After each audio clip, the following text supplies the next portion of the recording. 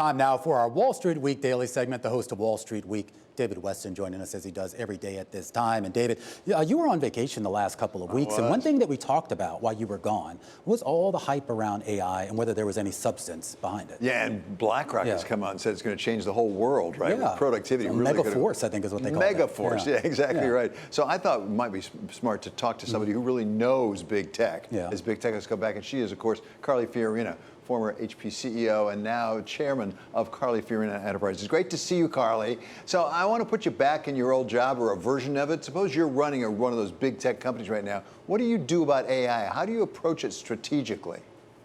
Well, first of all, let me say, of course, the hype is real. And I do think that this is a very big, next big thing. And it's important to remember that AI wasn't just born in the last year like Venus on the clamshell. This has been a long, decades-long evolution from neural networking. It's just that we are becoming more aware of it now because so much money is pouring into it and big tech is now investing in it substantially. And so you get ChatGPT and wars between Google and Microsoft and all the rest of it. But yes, it's real. And yes, it will change the world. And yes, there will be huge benefits from it. There already are in some ways. But there will also be huge problems with it. And I think it's important that we are as clear-eyed about the perils and the problems as we are excited about the potential and the promise, because both the downside and the good side have the opportunity to change the world, for better or worse. As you look at some of those perils and also potential out there, there's a lot of money pouring into startups right now, a lot of venture capital money going into this. Again, if you were running one of these big tech companies, would you be looking to build or to buy? And if you were looking at some of the startups, how would you sort out the ones that make sense from the ones that don't? Well, I think, first of all, you would have to start thinking about what are you using AI for? So, for example, if you want to incorporate AI capability into your existing model to, for example, improve customer service, to, for example, improve productivity, then you are looking to companies who already have a toolkit that is enhanced by AI. On the other hand, if you are looking to be a provider of AI-enhanced capabilities, then you're going to be looking at a different set of options. And yes, I think the startup space is very interesting. One of the things that's really clear is the amount of money that's pouring into AI is honestly unprecedented. I think it was Eric Schmidt who said this is the fastest adoption curve he has ever seen, and that's because of the amount of money that's pouring in. And the money is pouring in all over the world, not just in the usual places. And one of the reasons it's pouring in all over the world is because companies that are very small, investors that are very small, and countries that are very small see AI as an opportunity to finally overcome scale disadvantages. And so I think it's going to be hard to predict where the most interesting innovations come from, but I think it's important that the US continue to be ahead of the curve, which means we're going to have to be very thoughtful and strategic about how we regulate. Well, let's talk a little bit more about that, Carly. I mean, so far, from what we know publicly, from the regulators here in the U.S. as well as legislatures around the country here, do you think that the discussion at that level has been thoughtful enough? Not yet. However, I am encouraged by the fact that government and industry appear to be aware that they must collaborate differently. And I think a different kind of collaboration is absolutely required here, because what we need to do is for industry, academia, who's conducting a lot of the research into the downsides of AI, industry, academia, government and regulatory agencies need to collaborate together.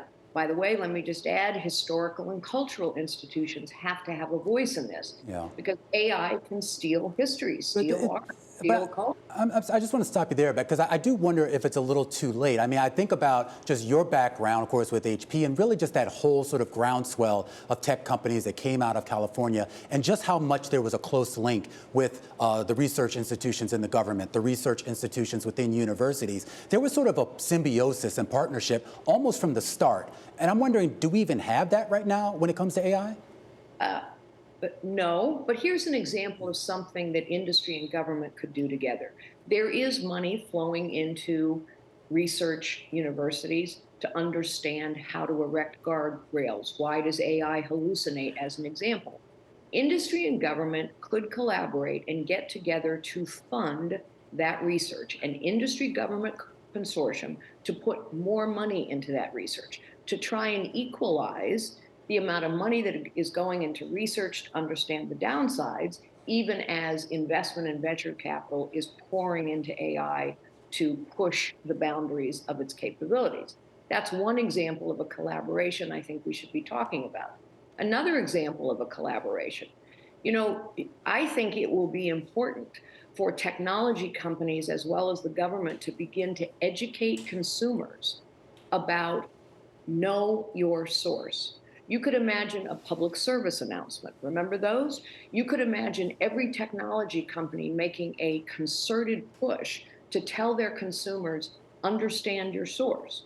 You could also imagine that an industry consortium and regulators would come together and say, this is the minimum acceptable industry standard set of warnings, of privacy labels, of disclosures that every single company that's engaged with AI must give consumers, as an example. Those are all things that could happen, that would help, and that aren't happening right now. So, Carl, you mentioned the rapid adoption of AI. The last time we had rapid adoption was social media. Are there lessons that we can take away from what did not go ideally well in social media that we should be applying to AI? Yes. So what happened with social media? The tech companies basically, and you and I have talked about this, David, the tech companies basically said, leave us alone, let us self-regulate. We understand this much better than you do. And honestly, politicians and regulators were intimidated because they didn't understand the technology. And so what happened was social media rolled out, and we kind of learned by trial and error. And some of those errors were difficult, dangerous. The amount of disinformation and misinformation that has flowed into our political dialogue, for example, was something that we didn't foresee. The privacy issues we didn't foresee. The mental health issues we didn't foresee. Understanding that is why I think a different level of collaboration is required now. And for example, we could be beginning conversations now between industry and government to say, how are we going to regulate the use of AI in child pornography? It's going on now. We know it's going on now.